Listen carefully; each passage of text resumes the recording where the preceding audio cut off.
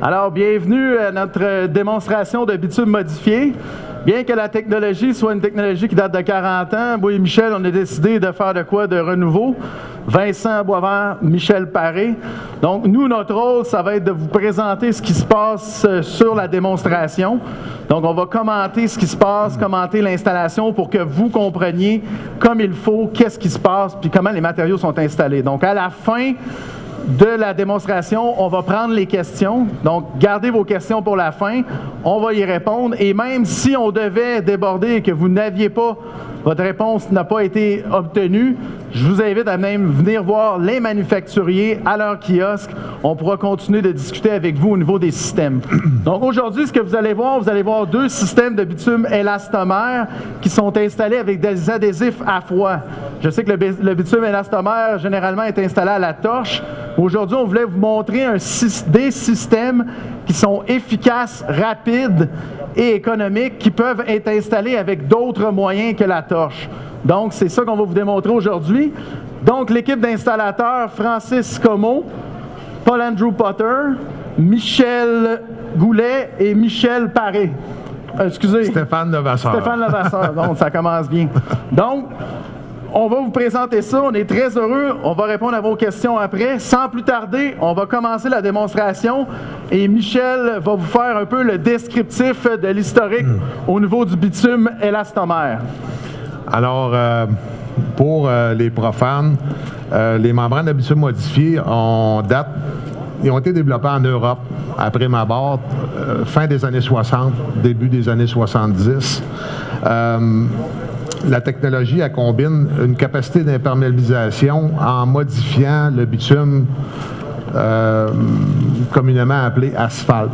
On a ajouté des polymères dans l'asphalte, ce qui confère au produit d'étanchéité, l'asphalte, une longévité accrue en raison des polymères qui sont ajoutés. Ça limite l'évaporation de l'huile qui allie la flexibilité au bitume, donc ça prolonge la vie.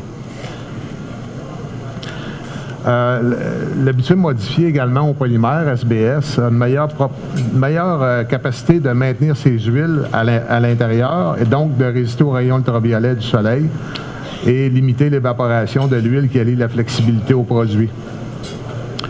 Il existe deux types de bitume modifié. Il y a le bitume modifié SBS qu'on utilise au Canada dans les endroits tempérés, donc nord-américains, en raison des grandes propriétés de flexibilité du bitume par temps froid.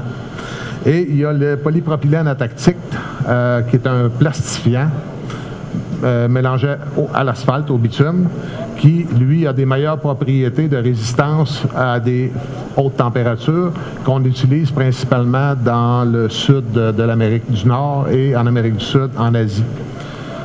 Donc, les membranes sont constituées de tissus de renfort, autant les sous-couches que les membranes de finition. Il existe trois principaux tissus de renfort dans les membranes élastomères. La fibre de verre, le voile de fibre de verre, qui a une stabilité dimensionnelle importante, donc qui est pratiquement inerte. Et le polyester non tissé, qui allie une forte résistance à la déchirure, par contre, qui est moins stable dimensionnellement. Depuis quelques années, il est apparu sur le marché des armatures, des tissus de renfort qu'on appelle composites, qui amalgament la stabilité du fibre de verre et la résistance du polyester. Donc, pour les membranes élastomères, ce qu'on connaît tous, il existe 5 grands types d'applications. Le collage à froid, ce qu'on vous présente ici, les fixations mécaniques, les systèmes avec membrane autocollante, adhérés avec de l'asphalte chaud ou de l'asphalte modifié au polymère SBS. Bien entendu, le thermosoudage, qui est le plus populaire. Et en ce qui concerne la dernière méthode, le chalumeau et l'application demandent beaucoup plus d'expertise au niveau des applicateurs parce que ça prend une connaissance accrue du feu et du comportement du feu pour travailler de façon sécuritaire avec l'installation des membranes. Merci. Donc, je vais faire circuler aussi certains échantillons qui nous permettent un peu de voir ce qui se passe en ce moment au niveau de la démonstration. Donc, ici, je vais faire circuler le panneau sur lequel, bien sûr, le panneau est sablé parce qu'on doit avoir un adhésif. Le panneau que vous avez là est pour les panneaux plus thermosoudés. Je vous demanderai de faire circuler dans la foule. Donc, ça, c'est le panneau qu'on utilise. Donc, on a un panneau de polyisocyanurate haute densité à laquelle, en usine, on vient laminer la membrane. Donc, c'est fait en dehors du chantier. Donc, ça assure une adhésion constante et continue. Ici, c'est les panneaux d'isolant qui sont utilisés au terme du substrat. Et pour ceux qui n'ont jamais manipulé les membranes élastomères, en voici 2 échantillons ici de sous-couche. Donc, pour les besoins de la démonstration, ce qu'on avait fait, c'est sûr qu'on part à une étape qui est un peu plus éloignée. Donc, comme vous pouvez voir ici, vous avez le panneau de support, le panneau de gyps. Vous allez après avoir le pare-vapeur qui ici est autocollant, mais ça peut être une membrane qui est soudée, ça peut être une membrane qui est autocollante, ça peut être une membrane qui est mise dans le bitume chaud. Et par la suite, on va venir déposer nos panneaux d'isolant. Ici, ce sont des panneaux de polyisocyanurate. Et on vous démontre 2 façons de faire pour maintenir les panneaux en place au niveau de l'arrachement au vent, bien entendu. On peut utiliser les fixations ici mécaniques, ainsi que la colle 2 composantes en uréthane qui est disponible chez la plupart des manufacturiers. Donc, voici 2 méthodes d'attachement. Bien sûr, il y en a d'autres, mais quand on parle de système à froid, c'est les méthodes qu'on privilégie. Michel? Il y a également dans ces 2 méthodes-là, les fabricants ont fait tester selon des schémas de fixation prédéterminés pour la résistance à l'arrachement par le vent, selon les normes, la norme canadienne CSA 123.21, et également par la factory mutuelle. Donc, que ce soit en fixation mécanique ou adhéré avec de l'adhésif, il y a des schémas de fixation ou de conditionnement d'adhésif pour avoir des systèmes qui vont résister aux forces du vent et également stabiliser les assemblages de toiture pour éviter qu'ils ne se déforment avec le temps.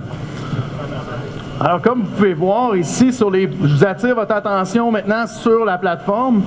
Donc, vous pouvez voir ici les joints de membrane. C'est que les panneaux qu'on va utiliser pour faire la démonstration et dans le marché aussi, ce sont des panneaux de 3 par 8. Donc, les panneaux sont tous en chantier, alignés les uns à côté de les autres, et on met ici une bande de membrane élastomère autocollante dans le cas qu'on nous présente aujourd'hui et qui vient comme faire l'étanchéité entre les 2 panneaux. Oui. Pour ce qui est d'étanchéité, dépendant des types de panneaux et de membranes, les joints longitudinaux des panneaux composites, il y a plusieurs façons de les sceller. Okay? Ils peuvent être soit autocollants des 2 côtés.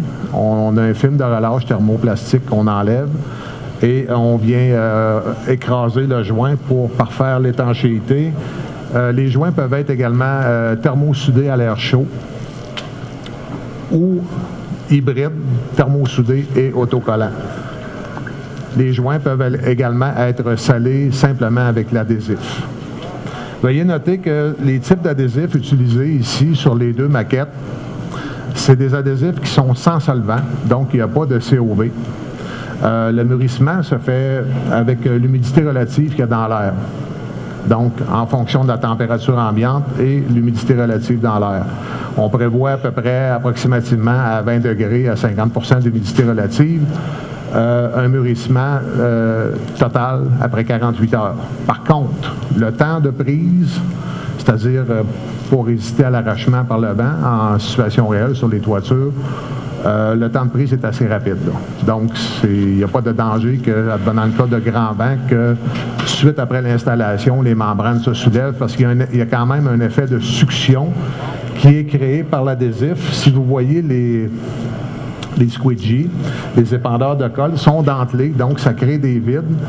Puis, en mettant la membrane dedans, ça crée une succion automatiquement. Donc, ça permet déjà là au départ, à l'installation, une bonne résistance au soulèvement par le vent, une bonne prise. Donc, comme on peut voir aujourd'hui au niveau des adhésifs, bien entendu, l'adhésif ici de gauche a déjà été mélangé, mais il s'agit d'un adhésif 2 composantes. Et ici, à votre droite, vous avez un adhésif qu'on appelle monocomposante. Donc, un bicomposant, donc on met un accélérateur dans l'adhésif qui permet une queue un petit peu plus rapide, mais c'est le même principe que Michel parlait au début, qu'on parle bien sûr d'adhésifs qui vont réagir avec l'humidité dans l'air. Donc, une fois bien mélangé, on l'a vu au départ, pour ceux qui étaient là, on prend dans le fond une drille. Ce qui est important, c'est de prendre les 2 composantes et de les mixer au complet et de s'assurer de bien mixer jusque dans le fond de la chaudière. Donc, si vous êtes en chantier, vous vérifiez ce qui se passe, vraiment de regarder s'il mélange avec le temps. Le temps de mélange est écrit sur les fiches techniques aussi. Donc, ça peut être un repère pour vous qui devez aller en chantier et vérifier ce qui se passe, ou aussi un repère pour les couvreurs qui sont en train d'installer les membranes. Mis à part le fait que c'est un petit peu plus salissant que de réaliser des toitures avec des membranes thermosoudées, vu qu'on utilise de l'adhésif.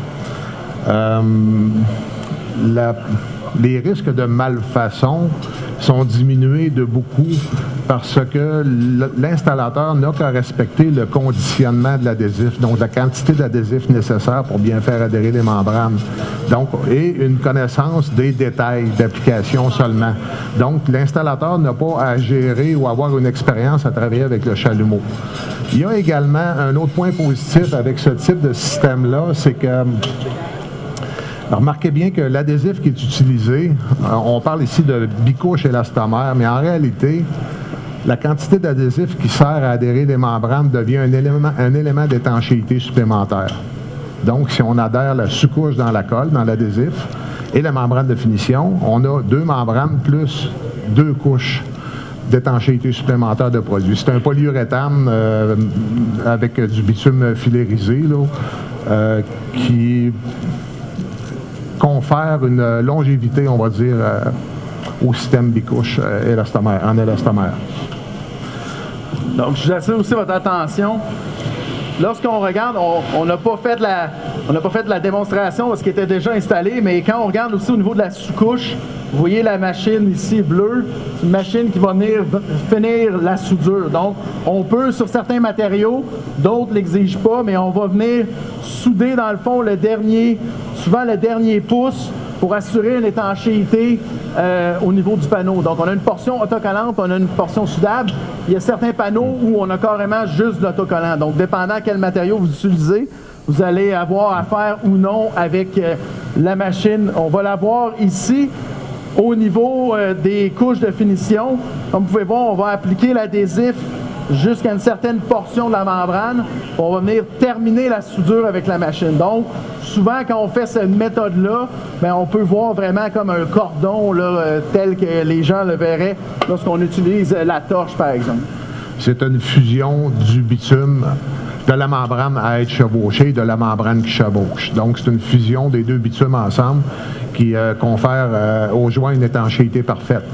Il y a d'autres options également, vu que l'adhésif mûrit avec l'humidité qu'il y a dans l'air. C'est toujours possible de ne pas utiliser une machine à thermofusion et laisser accéder un peu l'adhésif, déborder un peu l'adhésif du joint, comme c'est le cas avec quand c'est thermosoudé. Quand on a besoin, par exemple, si on est sur une toiture où les pentes positives ne sont pas très bonnes, puis on craint qu'il va rester de l'eau stagnante,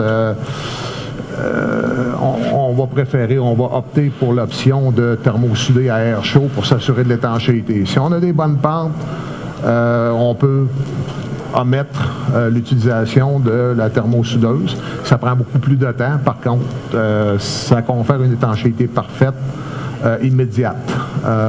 Mais comme l'adhésif mûrit avec l'humidité qu'il y a dans l'air, une fois qu'il est exposé, donc il y a un cordon d'adhésif qui déborde le long du joint longitudinal, il va mûrir très rapidement parce qu'il n'est pas recouvert par une membrane, il est exposé. Je tiens aussi à attirer votre attention. Souvent, quand on parle de système élastomère avec adhésif, on parle d'adhésif solventé. J'attire votre attention, on est à l'intérieur, il n'y a pas d'odeur. Donc, on a réussi à faire des produits aussi du côté de l'élastomère qui sont sans odeur, sans COV. Donc, c'est des produits qui ne sont pas nécessairement dangereux lorsqu'on les installe, qu'il peut y avoir une panique à l'intérieur. Les odeurs, pour ceux qui en ont sûrement vécu avec les premières générations de systèmes à l'adhésif, où on avait toutes sortes de ce genre de problématiques-là arrivaient en chantier. Eh bien, comme vous avez pu voir, on a passé par-dessus ça. On a 2 adhésifs ici, tout le monde est correct, on n'a pas d'odeur, on n'est pas en train de se demander ce qui se passe. Donc, tu sais, c'est vraiment un des avantages qu'on voulait aussi démontrer aujourd'hui, qu'on est ailleurs au niveau des adhésifs, qu'on est capable de vous apporter des solutions au niveau des systèmes sans flamme. C'est la même chose pour le transport des matières dangereuses. Ces produits-là ne sont pas assujettis comme étant un produit dangereux ou inflammable.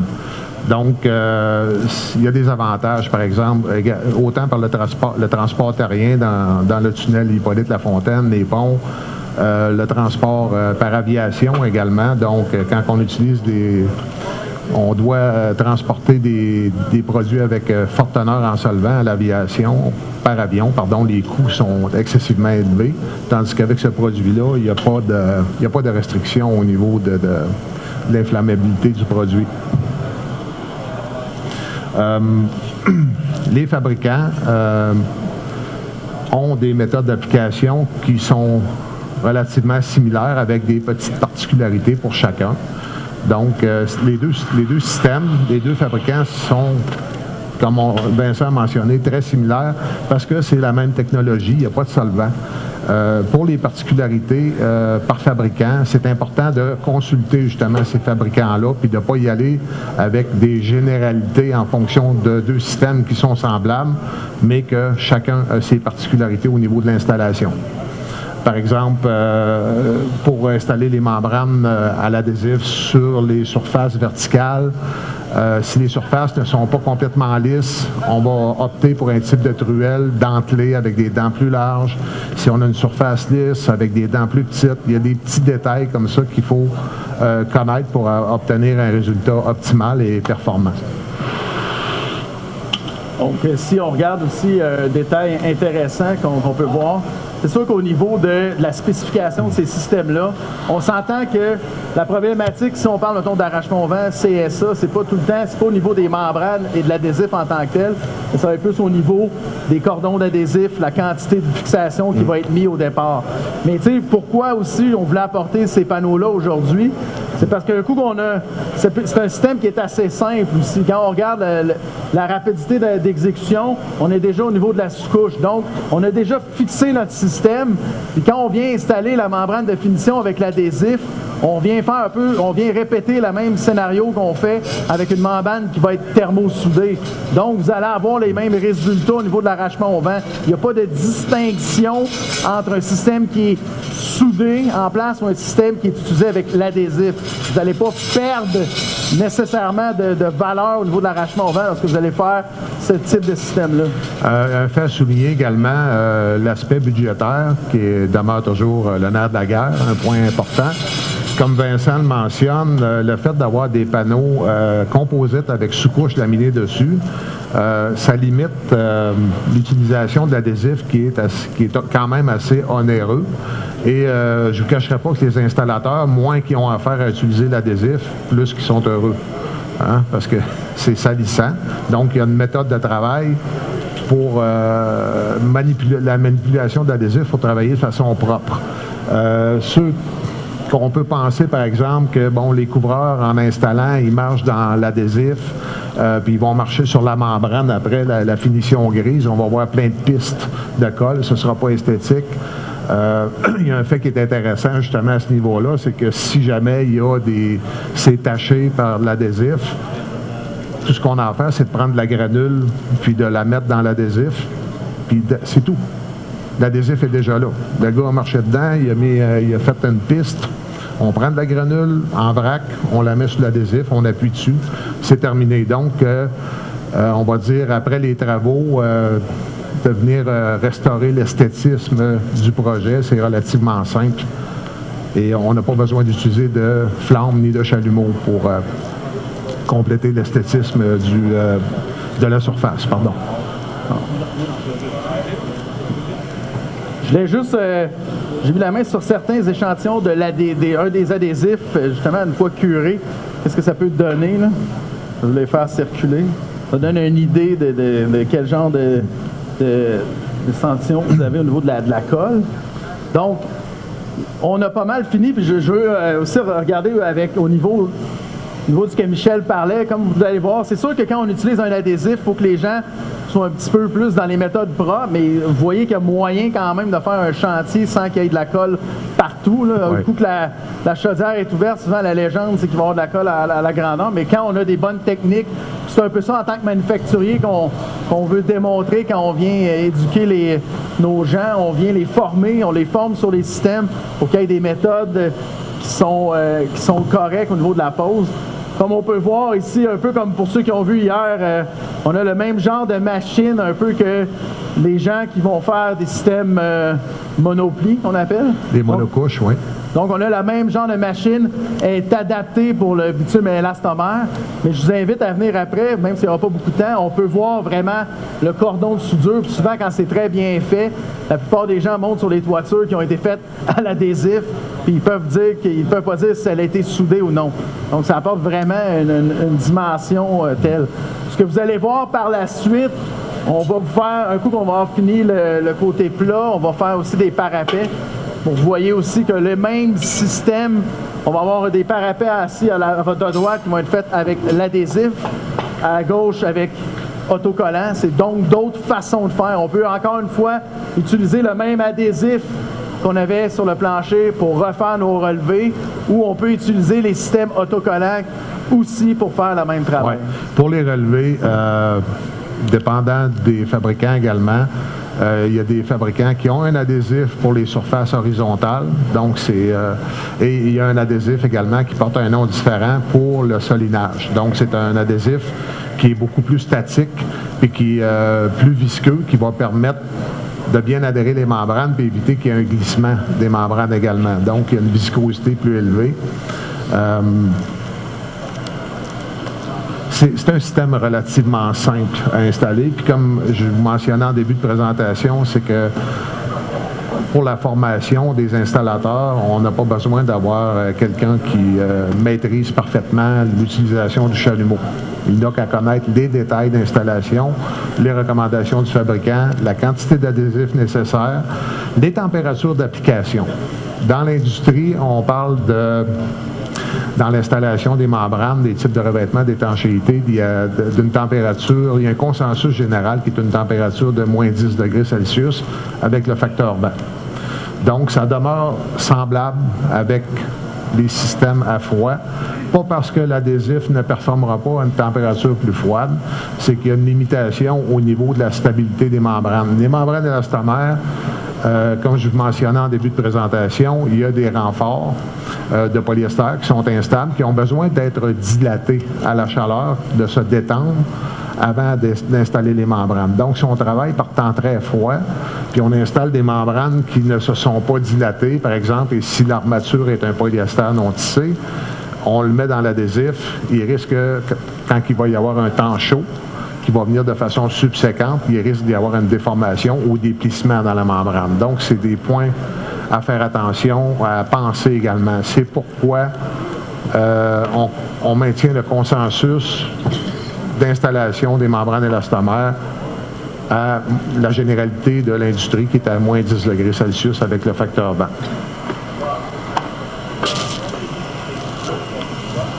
Donc, on va commencer au niveau des parapets. Ici, j'ai fait un peu vous recréer parce que je sais qu'on est quand même assez loin. Donc, les pièces d'origami, demandez-moi pas de faire ça. Je suis pas un expert là-dedans, ça paraît très simple. Mais juste pour vous montrer un peu la complexité dans les feuilles élastomères qui vont venir se chevaucher l'une l'autre et finalement créer votre coin étanche. Mais souvent, un point qui est toujours à surveiller pour ceux d'entre vous qui font de la surveillance de chantier, qui font des devis et tout, on le voit pas, j'ai pas la pièce avec moi, mais c'est le fameux gousset qui est trop souvent oublié ou négligé en chantier pour des raisons de rapidité ou de dire qu'on n'installe jamais ça. Je peux vous dire, c'est recommandé par tous les manufacturiers. C'est une pratique qui est qui est correct au niveau des parapets, autant intérieur qu'extérieur, on exige d'avoir ces goussets installés. Le gousset permet de prolonger l'armature. Quand on a une membrane dans un coin, on vient chevaucher les salins membranés de sous-couche et de membrane de finition. Mais dans le coin, il demeure toujours un espace vide qui n'a pas d'armature. Puis même s'il y a du bitume, il y a une chose qu'il ne faut pas oublier, c'est que les jonctions horizontales et verticales sont les plus sollicitées. Donc, une toiture, c'est soumis au différentiel de température. Souvent, dans l'espace de 24 heures, il peut y avoir un différentiel de 30-40 degrés. Donc, il y a une contraction. Les membranes vont tirer vers le centre. Les endroits les plus sollicités, c'est les changements d'angle, la base des parapets et des coins. Donc, c'est important d'avoir, d'assurer une continuité de l'armature, d'où l'importance du gousset dans le coin. Le simple fait de mettre du bitume dans le coin en disant il n'y a pas de problème, je vais rajouter un élément d'étanchéité, ce n'est pas suffisant.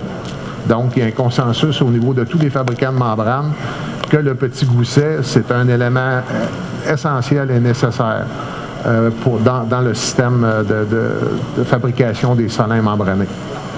Donc, comme on peut voir ici, les deux techniques qu'on vous démontre aujourd'hui, on parle évidemment ici d'un parapet où on reprend le même adhésif. Donc, on va venir recréer l'adhésion qu'on avait ici sur chantier. Donc, on utilise le même adhésif au niveau du parapet. Et de l'autre côté, on va utiliser une membrane dite autocollante. Donc, comme vous pouvez voir ici, le bitume qui est vraiment... quand on met nos doigts, ça colle, comme on peut dire. Donc, les deux, ce qui va vraiment différer, c'est au niveau de la pose. Ici, on peut voir le racloir, comme je crois Michel en a parlé brièvement.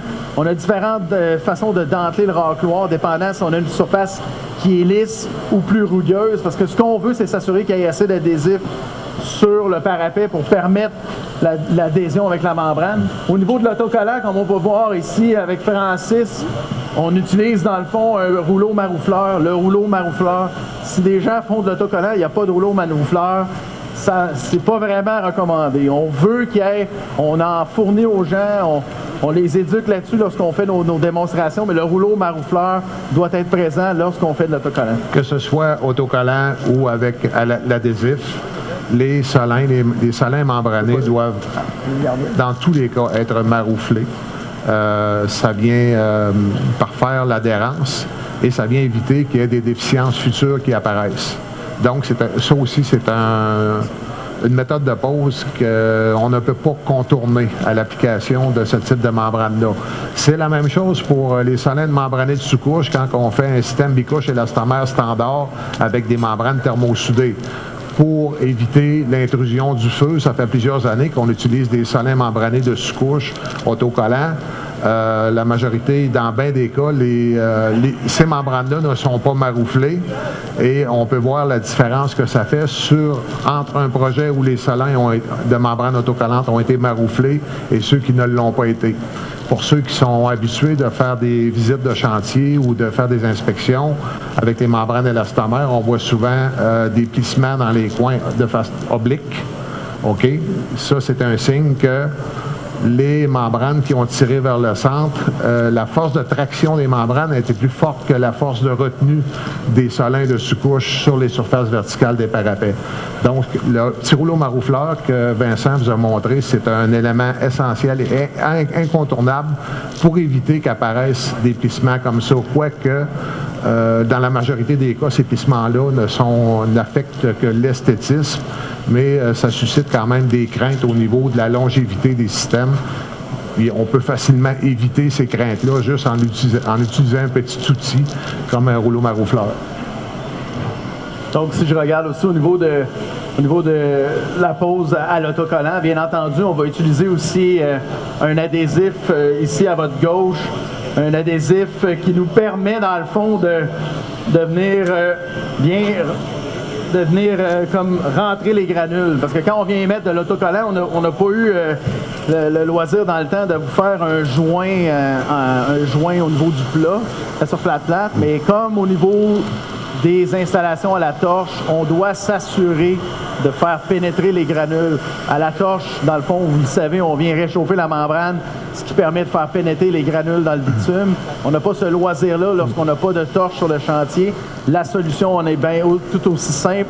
On va utiliser un mastic qui nous permet de créer, dans le fond, cette uniformité-là et de s'assurer qu'on a un bon contact et non pas une adhésion directement sur les granules où le contact ne se fera pas bien. Donc ça, c'est un autre élément à bien surveiller. Même quand vous faites des chantiers à la torche, assurez-vous que les gens dégranulent parce que même à la torche, n'amènera pas assez de chaleur pour faire votre joint transversal au niveau des granules. Donc, c'est un peu le même principe. Oui. Il y a également, ici à droite, là, Stéphane, quoi qu'il ait installé son solin de membrane de finition dans l'adhésif, il vient parfaire l'étanchéité à la terminaison basse horizontale des membranes avec un pistolet à air chaud qui vient fusionner justement les deux bitumes de la membrane en surface courante et du solin membrané de finition.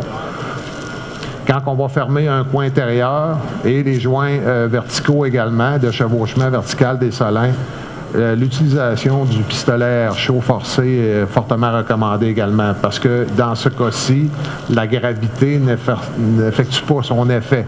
Si on utilise une membrane en surface horizontale, la gravité va faire son effet quand même. Mais quand on est sur une surface verticale, pour s'assurer que les deux membranes, les joints de chevauchement, soient bien adhérés, c'est préférable d'utiliser un pistolet à air chaud pour fusionner les deux bitumes ensemble. De cette façon-là, on est certain d'une étanchéité parfaite. Si on regarde aussi un autre point intéressant qu'on peut regarder lorsqu'on vient faire les parapets, pour un peu s'assurer de quel genre de revêtement on va avoir. Souvent, on va avoir un revêtement métallique, donc il y a différentes façons, mais on essaie quand même de remonter la membrane qu'on a fait le plus haut possible, tout dépendant de quel genre de solinage on va avoir. Si on a un solinage de fin de course, on va amener les deux membranes ici jusqu'au solin. Mais si on a, mettons, si on peut avoir un cap métallique qui vient refermer le parapet, c'est de s'assurer qu'on dépasse le 90. Là. Bien souvent, ça va aider à une meilleure adhésion. On risque d'avoir moins de surprises un coup que le solinage va être fait. C'est exactement les mêmes détails que les détails que vous trouvez dans le devis de l'Association des maîtres couvreurs du Québec. Les sous-couches, les solins de sous-couches doivent être dépassés en façade d'1,5 pouce. Puis comme Vincent le mentionne, dépendamment si on utilise un couronnement métallique, avec couronnement métallique, on va arrêter la membrane de finition à la terminaison haute du parapet. Et quand on a un lormier scellé, donc la membrane, le lormier de métal sera installé par-dessus la sous-couche. Il y aura une membrane de renfort qui va être installée entre le lormier et la sous-couche en surface courante. Et le solin de membrane de finition va recouvrir la totalité du parapet jusqu'à la terminaison du lormier. L'utilisation des lormiers scellés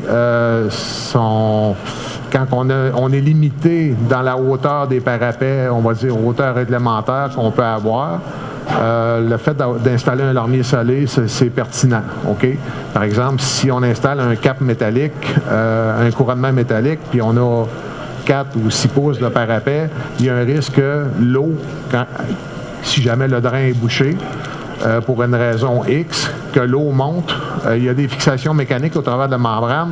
À cause qu'on a mis un couronnement métallique, c'est pas nécessairement le bon choix de finalisation d'un parapet, d'utiliser un couronnement métallique quand les parapets sont pas assez hauts. Donc, on va préconiser l'utilisation d'un lormier scellé. Donc, on est à compléter nos derniers préparatifs d'installation. Comme on peut voir justement ce que je vous parlais au niveau de l'adhésif, je ne sais pas si vous voyez bien ici, on met notre adhésif sur les granules, c'est ce qui va nous permettre d'avoir une adhésion parfaite au niveau des granules. On va venir nous aussi terminer à l'aide du fusil à air chaud pour s'assurer d'avoir une bonne étanchéité à l'endroit. Merci à tous pour votre écoute.